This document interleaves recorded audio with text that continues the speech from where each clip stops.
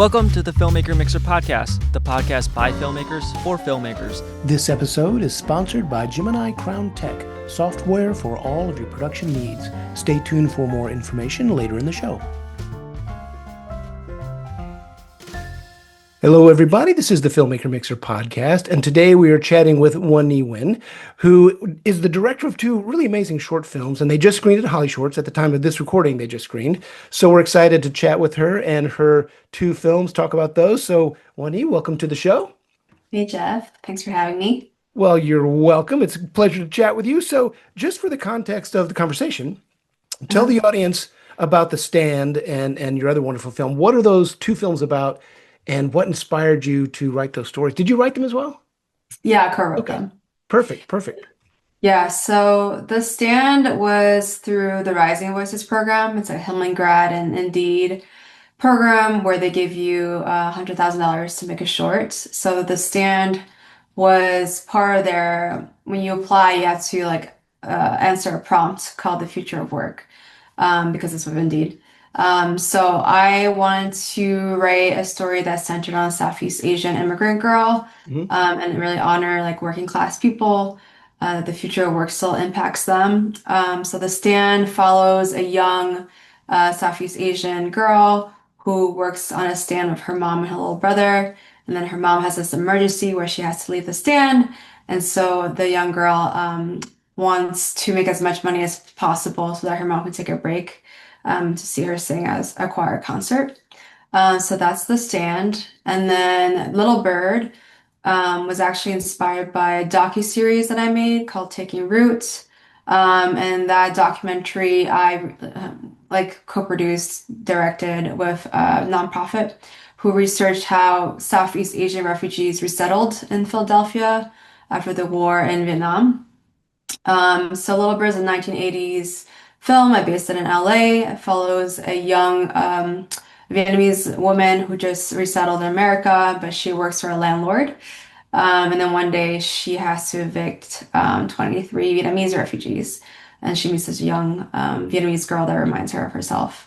So that story is actually inspired by true events, and the real Chinese American organizer who helped organize refugees to do a rent strike in Philadelphia. So that was kind of my inspiration behind Little Bird. Well, I'm curious with regards to Little Bird. We'll start with that one first.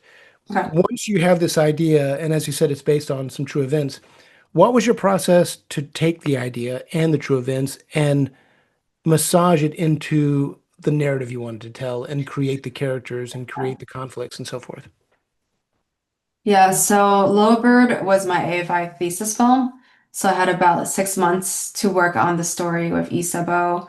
And we had a lot of iterations. At first, I centered on the organizer, and then I think we had 23 drafts. It's kind of nuts. But really thinking about the conflict, like the main character, like what is the conflict? You know, how hard it is to make a short that says so much in such little time, that's not just expositional, but also visual. So we decided to center it around a Vietnamese woman who had to make a hard decision. And to have her face, having to evict her own people was more compelling than other ideas we tried. So that took a while to get there, but I did a lot of research too. I used my doc for research, but interviewed people who lived in were resettled in Hollywood. The experiences are different throughout the US. Like OC was a bit different resettlement story depending on how much support people have through government support. Philly, they had none, so it was really, really awful conditions. I've heard of folks in Hollywood too. That wasn't great being resettled in Hollywood, and Texas as well. So it's like a common story across the US after the war, but we don't really see it depicted or talked about what happened to refugees after the war, and how the resettlement system failed them. So. And how did you find your cast for both films? So I had met Chantal through a really quick mingle during the pandemic online. My friend Olivia Chen, who's also an amazing actress, was creating to put Asian American folks together, and it was literally a 30-second mingle virtual date thing, and then we just kept in touch. And then when we wrote this, then I just thought of Chantal as being a really great fit for it because she's just a really amazing actress. And then Jolie, the little girl, I found through Instagram. Actually, she's never acted before, so this is the first time she ever acted. And I literally just found her on Instagram, and then um, I tested it out with her a couple times. She was very shy, but we built, did play dates with her aunt. Chantal also joined so that she felt comfortable. And by the time we shot, she was so comfortable and had so much fun with the kids. So she was able just to be present and not worry too much about acting. Um, but that's how I found both of them. And Paul Yen, a super talented actor, my casting director, Nakale, found him. And then Perry, I know his work through Warrior, and I also reached out through him through DM. So. And what is your background? How did you first get interested in filmmaking and storytelling? Yeah, so I have a very unconventional background. I used to make documentaries at a very young age, like early in high school. Had Like like a how, so early in high school, you were already making documentaries. Yeah, but I had Interesting.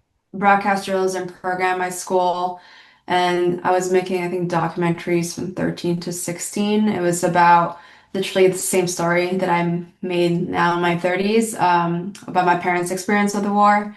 And then in college, did a bit of co-editing for a doc, but went after college, taught my high school program for a little bit, and then I left and I didn't go back to film for another 10 years.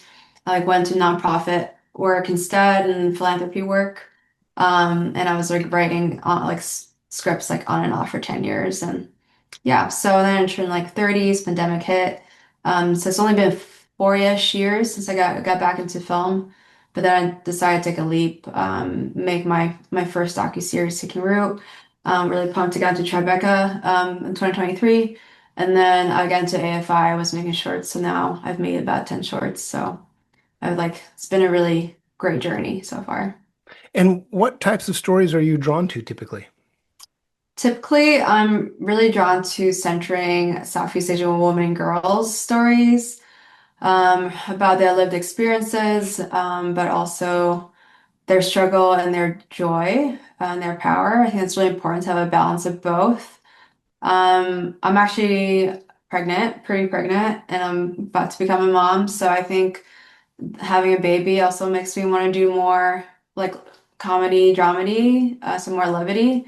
So The Stand and Little Bird are like drama with some levity, but I think I'm kind of pivoting more to dramedy and like comedy, but always centering like Southeast Asian stories. And so, what's your writing process like? Are you an outliner? Are you a treatment person? What's your way into the story?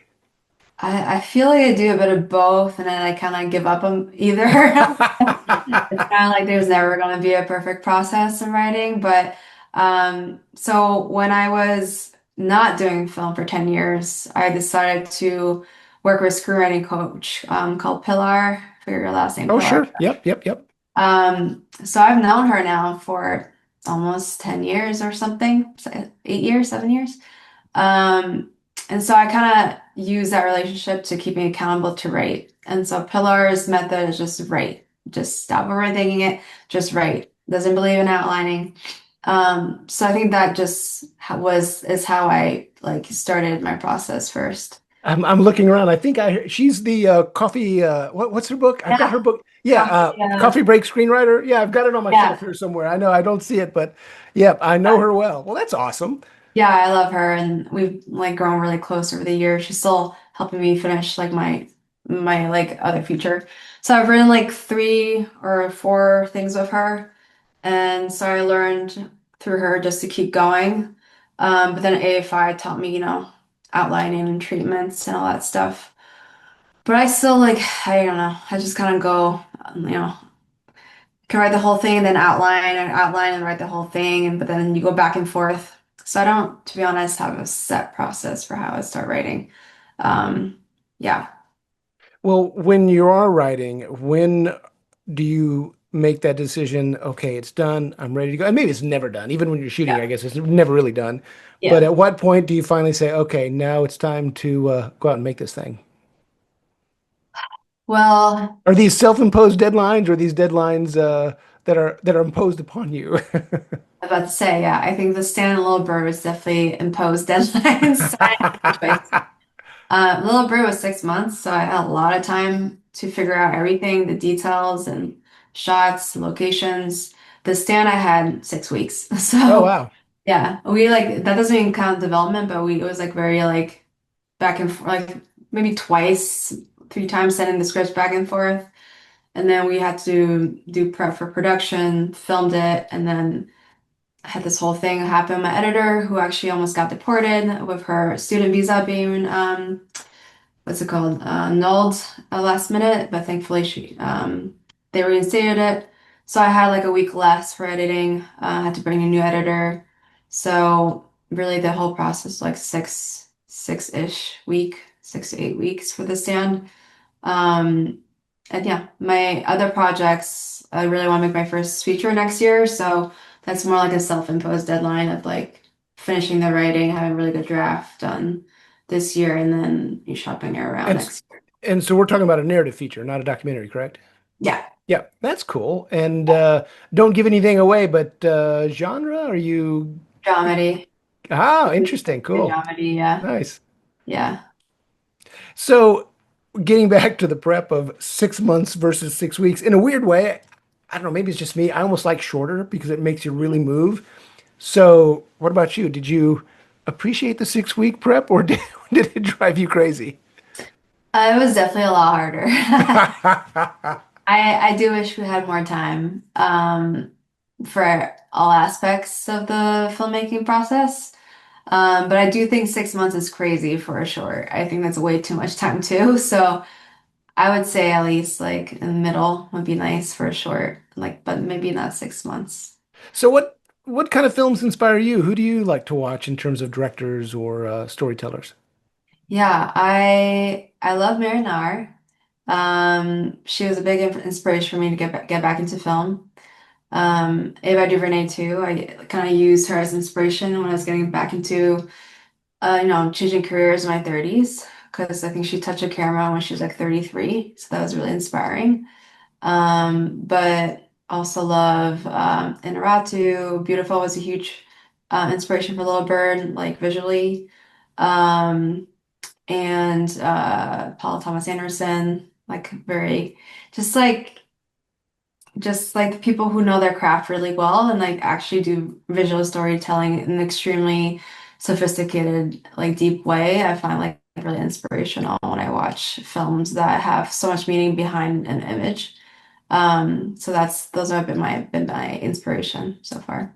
And when you're prepping for a film, are you a storyboard person? Do you sort of block out all your shots or at least what you're hoping to cover in a given day?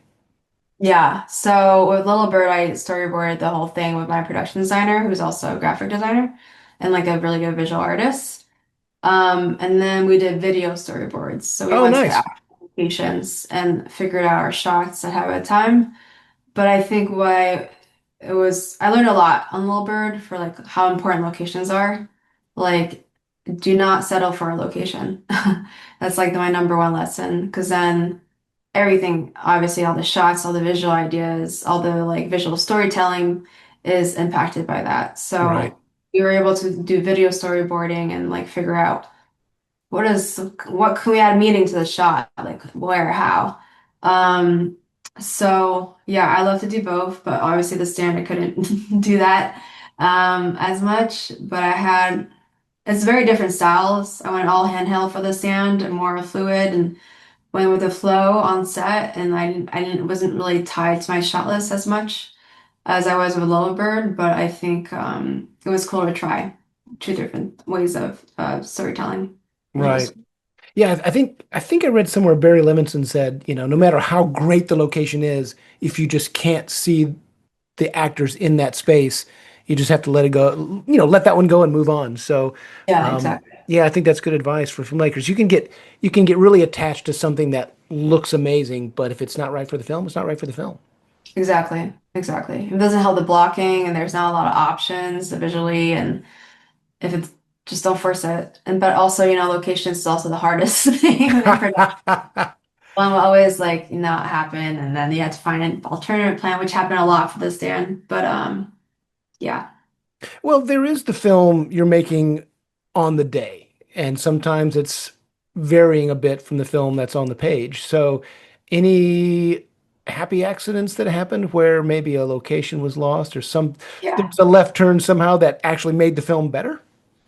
Yeah, so I the B-roll for the beginning of the stand, um, I was really stubborn of shooting it there, Cesar Chavez, Boyle Heights, because I felt like it was so important to like honor LA, the working class in LA. Um, so that was something that we ended up getting in the very last minute, through a lot of work. But that was really worth it. We really fought for that and really want to keep that in the film, even if it's a short. Could it be good without? Yeah, but it's like one of my favorite parts. But the food stand itself was very hard. Like we were looking for a month. We thought we found a couple locations, and there was like, oh, there's a concert, so their parking's not gonna work. You can't buy out the parking lot. Or we had this other location that looked perfect because, in the film there's a bar. There also needs to be a corner for food stand, but also a place to hold cast and crew safely at night. So there's a lot of night scenes. So we thought we found the perfect place. And then one of my producers, Amanda, they came to visit. And we were like, really, that's how I'm going, using this one. And then they visited and discovered that there were gangs, like gang tags, and like it was really unsafe. And there were things that we didn't notice because we just didn't know. But very grateful that Amanda was like, this is not safe. Like, we cannot film here. And truthfully, it's funny because the first 2 nights I saw it by myself, and I was pregnant, like, first trimester, going there 11 p.m. It seemed fine to me, but then the night that they came to see it, it actually had really weird juju and like weird vibes. Then my DP Ed and I think my other co-producer staff were like, "Oh, we had no idea. This is great. Thank you, Amanda." So really glad we didn't end up there because I feel like probably bad shit could have happened. The happy accident was that we finally, a week out, found this location for the stand, and it's really funny because actually my husband told me about that street months ago. And my husband's not a filmmaker, so I was just like, whatever. Like, no, but we See, ended up doing it, and actually I ended up loving that location. And actually, it fell through again. But then down the street was a studio production where have your cast and your crew. And then Steph had a really good idea. My other co-producers like, why don't we just like shoot it on the parking lot? Because then we have full access to it because more controllable. Audio was better in that street anyways than any other locations we found. And so we turned our production house as a bar. So like where that bar is actually where everybody's being held. And then we use a little lot for the food stand. And that turned out to be a happy accident that worked out a week that's good. out. That's cool. Well, how was the screening at Holly Shorts? Oh, it was really great. It was a packed house. Very, I love my cohort, Rising Voices cohort. So it was really great to see all our films in like a big screen and like really good sound. But just to have in the theater was really good. A good reception for everybody's films. So it was a really good time. Well, before we wrap up, when can we expect to see your new dramedy? When are you hoping to start prep on something like that? So I'm finishing, it's called There Are No Saints. It's about a very successful Vietnamese American therapist. She's killing it in New York City, until her mom, she's coerced to take care of her mom, who has hip surgery, and her mom is used to be a Vietnamese pop star. So her mom's a bit of lot of her, the beginning of her issues are on things she has suppressed. So it's a dramedy, and I'm finishing it up this next month. I have like 100 pages. And then just want to rework it and rewrite it with a friend who's a really great writer. And then hopefully, yeah, start shopping it around next year, next spring. Awesome. Well, that sounds exciting. Well, definitely stay in touch and let us know when that project starts to happen. We can chat again. Yeah, for sure. Well, Thanks so very much. good. Well, I enjoyed chatting with you. Don't hang up. I want to talk Oh, just a bit okay. when I stop recording, but Okay. I enjoyed the chat and congratulations on the screenings at Holly Shorts. That's awesome. Yeah, thank you. It's been fun. All right, you take care. This episode is sponsored by Gemini Crown Tech, owned and operated by Stephanie Moore and Stephanie Harrison. We at Gemini Crown Tech have covered all your production management needs with our proprietary software. Please visit our website at www.geminicrowntech.com and use the code FMP for Filmmaker Mixer podcast listeners, so we know how you heard about us. Thank you for listening to the Filmmaker Mixer podcast, a podcast created and hosted by filmmakers Jeff Stolen and Andrew Lamping and produced by Melody Lopez. Our theme song was composed by Stephen D. Bennett. Make sure to follow or subscribe on whatever platform you're listening to us on, and stay tuned for future episodes.